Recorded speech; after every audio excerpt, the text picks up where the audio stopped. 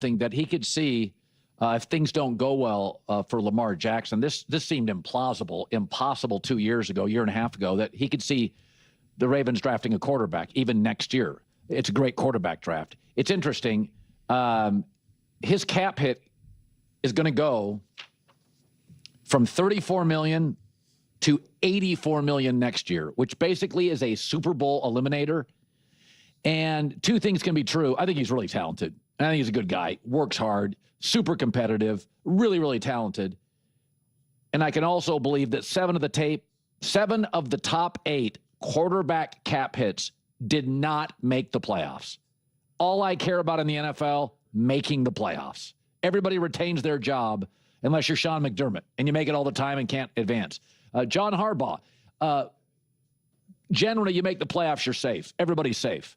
So 7 of the top 8 quarterback cap hits missed the playoffs last season. I couldn't pay Lamar Jackson $84 million. I don't know. And here's the thing. Lamar's been okay in the playoffs, but he's so good in the regular season. And then you look at his playoff numbers, and it kind of gets into a Case Keenum category where it's like 83, 84. I mean, regular season superstar, playoffs, backup. Now, people will say, well, I mean, what about Josh Allen? No, Josh Allen has lost playoff games. But Josh Allen has a winning record in the playoffs. And the narrative on Josh Allen has been Sean McDermott did not do enough considering how well Josh Allen played. So Josh Allen, and I don't expect any quarterback to be better in the playoffs, but Lamar is half the quarterback regular season to postseason. Josh Allen's great to very, very good in the postseason. And that's with, let's be fair, not a lot of great wide receivers in Buffalo.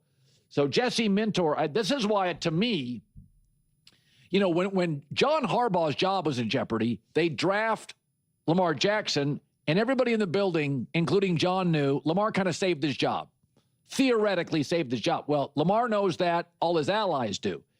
Now Jesse Minter's in the building, and Jesse Minter is talking about these camps that Lamar doesn't like to show up to. He's talking about their next camp. We're excited about the offseason program. I know Lamar's excited. I think he is excited about some of the changes. We've had a lot of good connection points, but you know, the offseason program is voluntary, and we're excited to get a chance to work with all the guys, whoever wants to show up. We feel confident that a lot of guys will be there. Okay, so this is right in John's wheelhouse. John has a golf podcast. John lives, breathes. Okay, so they're transitioning to golf now. All right. I'm a little confused by what the conversation was here, so I'm going to try my best to navigate this carefully.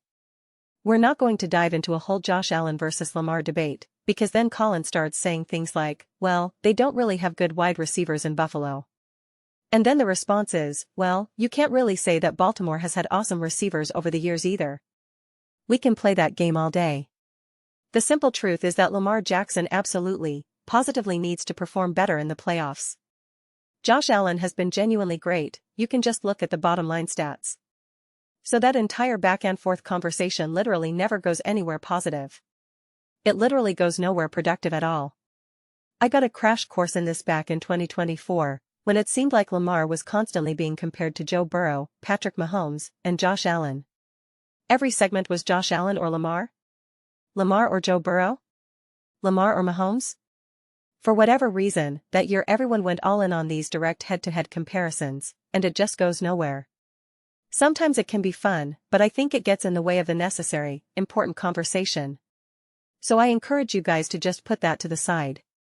Let's just have a conversation about the Ravens and Lamar Jackson and the things that need to happen versus the things that don't. Let's not bring up Joe Burrow. Let's not bring up Josh Allen.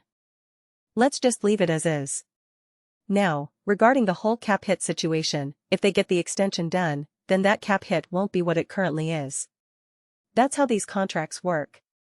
You're always setting yourself up at the very end of the line for things to get crazy financially. You do that because you know you're going to extend this quarterback, so you're not actually going to have to pay the repercussions of how that contract was originally structured. That's how you operate with signing bonuses, void years, and so on. I talked about this when we were discussing the Kansas City Chiefs and Patrick Mahomes. It's so easy to design contracts like that earlier in someone's career because you know you're obviously going to sign them to another contract. It's really easy to structure contracts that way because you're not going to have to face the repercussions of having such a massive cap hit, again, thanks to void years and bonuses and all that. But once you reach the point where you are with Josh Allen, Lamar, and Mahomes, it gets trickier. It gets a lot trickier for multiple reasons. First, you're not going to be comfortable setting up Lamar's contract or Mahomes or Josh Allen's contract right now in a way that in 3 or 4 years you're going to have this massive cap hit. You don't have the same feeling of, well, in 3 or 4 years we're going to re-up him for another 2 years. You don't have that feeling. So the way some of those things have to be restructured to. Red is tricky. You're not only trying to think, how am I going to feel in 4 years from now, but also, if we don't feel comfortable with that, how can we pay this quarterback what he's worth right now without crushing ourselves from a cap hit perspective? It's so much harder to thread that needle. It's really, really hard. Because again, the way you're able to pay these quarterbacks and still make do is with all the magic of void years, signing bonuses, and doing all that, essentially what the Eagles do all the time, and what the Chiefs did. But it just becomes harder when you're getting closer to the end of someone's prime. Now again, Lamar definitely has years left in him.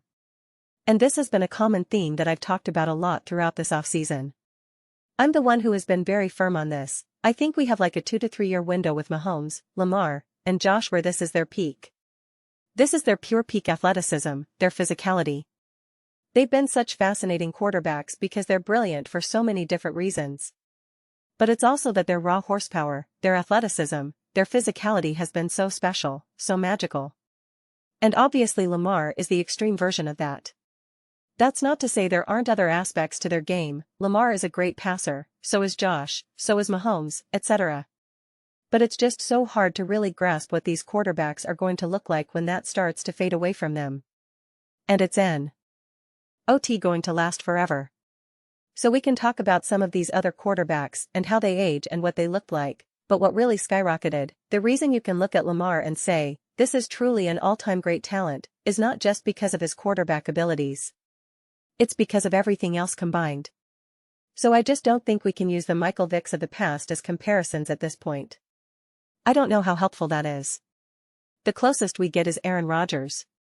But Aaron Rodgers had a lot more athleticism than anyone really understands. There are highlights where if you saw Aaron do something, you'd say, oh, that's Mahomes. People don't realize that. But Aaron is also obviously an elite pocket passer to the highest degree, and an elite executor at operating an offense to the highest degree, to the point where people were saying, he's better than Tom Brady. So if you removed some of the athleticism from Josh Allen, Mahomes, or Lamar, and to be clear, I'm grouping them all together here, nobody can say without a shadow of a doubt, well, remove all of that, and they're still an elite all-time great quarterback. I don't know if it's that easy to say that, when we could say that about Tom Brady, Peyton Manning, and Aaron Rodgers. So it's going to be fascinating to see what these guys look like. I believe in them.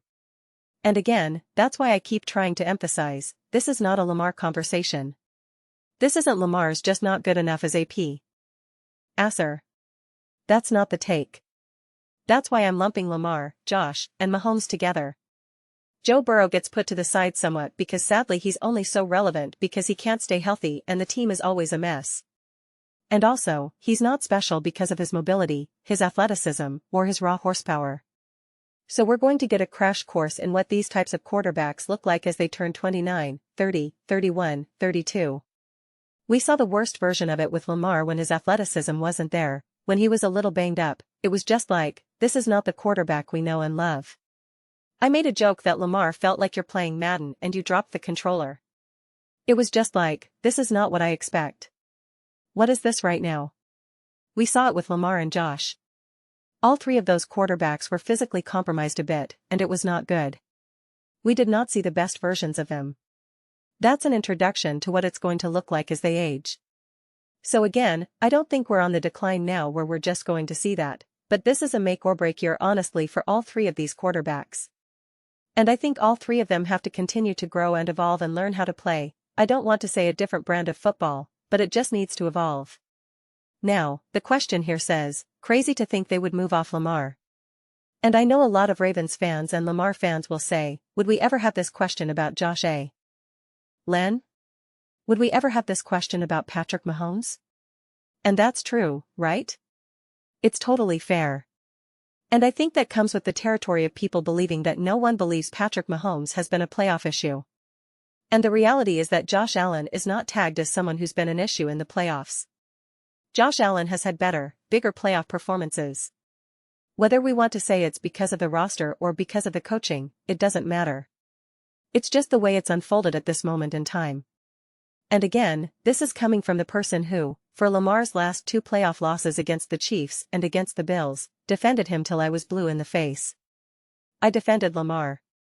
I was working overtime defending Lamar. Even 2 years ago against the Buffalo Bills, I made like 4 or 5 videos going through all of it, showing Tom Brady throwing interceptions and Peyton Manning throwing interceptions and all that type of stuff. So I've defended Lamar.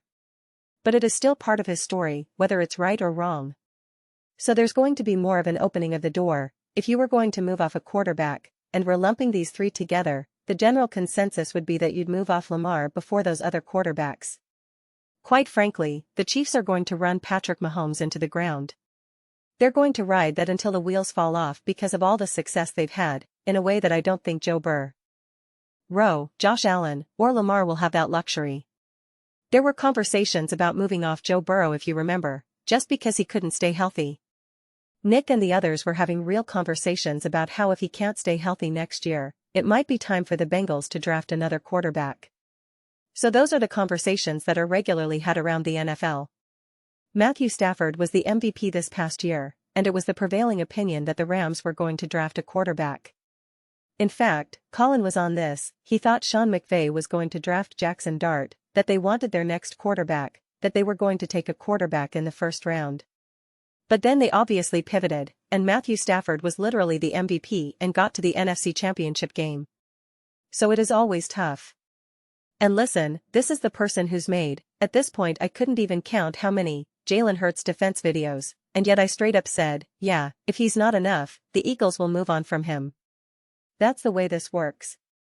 No matter what you've been able to accomplish in the past, no matter where your standing is from a legacy standpoint or how special you are, these are the conversations that are always being had. No matter who you are, no matter what you've accomplished. The Packers moved on from Aaron Rodgers.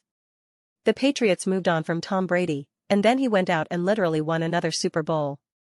Quite frankly, he could have won a couple more with the Bucs if we're being honest with ourselves. So this is just the way it works. So I wouldn't personalize it. I wouldn't say this is 100% unique to Lamar in that regard. It's the conversation that people start to have. I think if things don't go well, and I don't even think of it as team success, I think it's if Lamar doesn't look how you want him to look, then you can start flirting with that idea.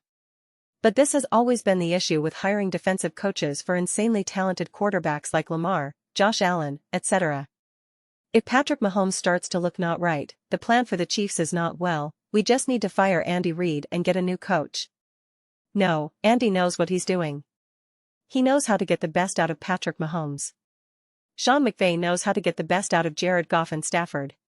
Shanahan knows how to get the best out of Purdy. We can't make those same statements for especially Lamar and Josh Allen. And it's not a surprise that they've had such similar careers and they've had defensive head coaches, multiple offensive coordinators, etc., etc. So evaluating and troubleshooting certain problems with someone like Lamar is always going to be a bit tricky because they just don't have the offensive coach that I can say I trust 100%. If Brock Purdy just does not look right, I'm not thinking, oh, Shanahan doesn't know what he's doing. I'm thinking it's Brock Purdy's fault. It's on Purdy. Purdy needs to be better. Same thing is Stafford and McVay. Go down the list, Trevor Lawrence and Liam Cohen, Ben Johnson and Caleb Williams. That is not what Lamar has. So it's tricky. But I do think at this moment in time, there's an argument to be made that the Ravens, if this team fails over the next 2 or 3 years, you could argue that they would keep Jesse Minter and move on from Lamar. I see that argument, well, we're happy with our coach, we're happy with the way our defense looks, blah blah blah. I could see that being the case more so than if this goes wrong, we're firing Jesse Minter and getting another coach. Unless Lamar plays out of his mind, wins the MVP, and then they still lose and the defense is terrible, and then there's another great offensive coordinator available, maybe Sean McVay, maybe someone else whose offense suddenly looks amazing, and the Ravens want that as their head coach. I could see that. But then again, at that point, what would Lamar be? 33, turning 34? It just gets messy. It really does. I genuinely believe in my heart of all hearts that the timeline for Lamar Jackson, Josh Allen, and Patrick Mahomes right now is incredibly messy. And it's extra messy for Lamar and the Ravens because of some of the unknowns offensively. We can believe that the coordinator will be great or this or that, we can believe all that, but we don't know. And it's hard to gauge someone's ability as a coach to troubleshoot. Troubleshooting is so important. I trust Andy's ability to troubles. Hoot. I trust Sean McVay's ability to troubleshoot. There are other coaches who I absolutely love, but I haven't seen them troubleshoot enough. I haven't seen them have to really pivot or overcome strong obstacles. I don't necessarily see that with Ben Johnson yet. I love Ben Johnson.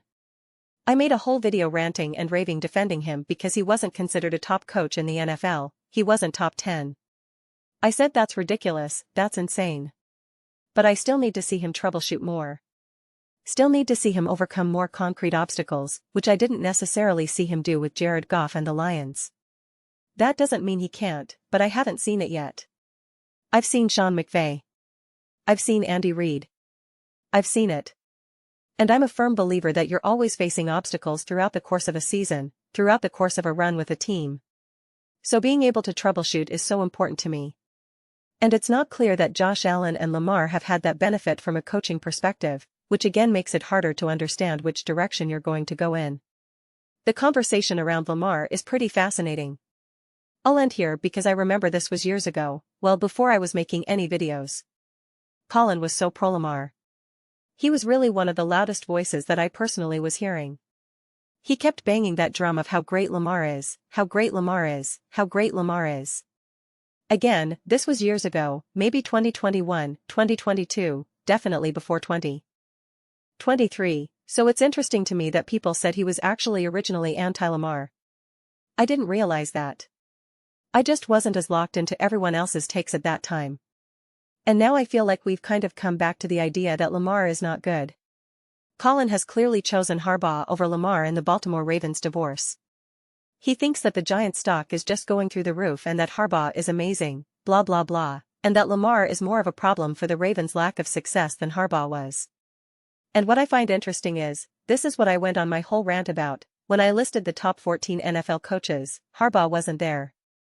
And McDermott, even if he was still a head coach, he's not there. And now Jesse Minter's not there, and Joe Brady's not there. It really is the ultimate disadvantage that Josh Allen and Lamar Jackson have had. It's more lengthy than I think people really want to appreciate. And considering the greatness that we've seen out of Lamar and out of Josh, and I'm specifically linking them together, the fact that they haven't had a coach that we'll look back on and say, man, we know Sean McVay, Andy Reid, Kyle Shanahan, those are names that will live forever in the NFL world. Mike McDonald is making that argument. Sean Payton's already there. Harbaugh's trying to make that argument, but he's in the conversation. Vrabel is early in his coaching career, but he also has the extension of having played for the Patriots, which gives him a boost. But you can't have that conversation with Sean McDermott, Joe Brady, Harbaugh, or Todd Monken. You're not going to have that conversation about those guys. It's been arguably the biggest tragedy in both their careers, not having that truly special coach. And that makes it all the more impressive to me that they have been able to unlock and be as great and awesome as they are without that. I mean, can you imagine a Lamar Jackson with Ben Johnson, Kyle Shanahan, Andy Reid, Sean McVay, or Liam Cohen? We've already seen such insane feats by these quarterbacks with coaches who are good, competent, they haven't been bad, but competent. But it is not Sean McVay. It is not Andy Reid. It is not Kyle Shanahan. It's just not. It's night and day honestly. We saw what Liam Cohen did with Baker Mayfield and Trevor Lawrence. We saw what Ben Johnson did with Jared Goff and Caleb Williams. We saw it in real time.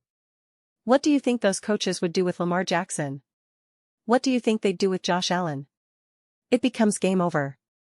Because the closest we got to that is Andy Reid and Mahomes, and we saw that it was essentially game over, Super Bowl after Super Bowl after Super Bowl.